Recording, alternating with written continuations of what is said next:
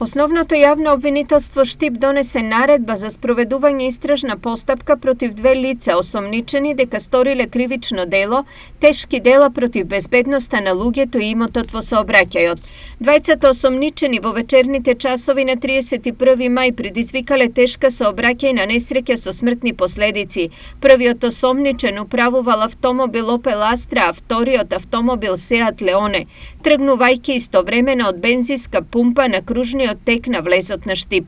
Со брзина поголема од максимално дозволената се движеле по улицата Брегалничка еден позади друг. Доближувајќи се до крстосницата наместо да ја намалат брзината, едното возило започнало да го претекнува другото и навлегло во коловозната лента за сообраќај од спротивната насока.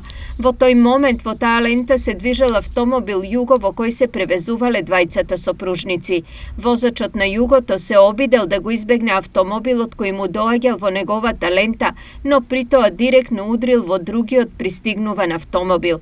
Како резултат на сударот и здобиените повреди, во несреќата двајцата сопружници починале на лицеместо. Ценејќи дека се исполнети законските основи, јавниот обвинител до судија на претходна постапка од Основниот суд во Штип достави предлог за определување мерка притвор за двајцата осомничени. Судот го прифати предлогот и на осомничените им определи притвор во траење од 30 дена.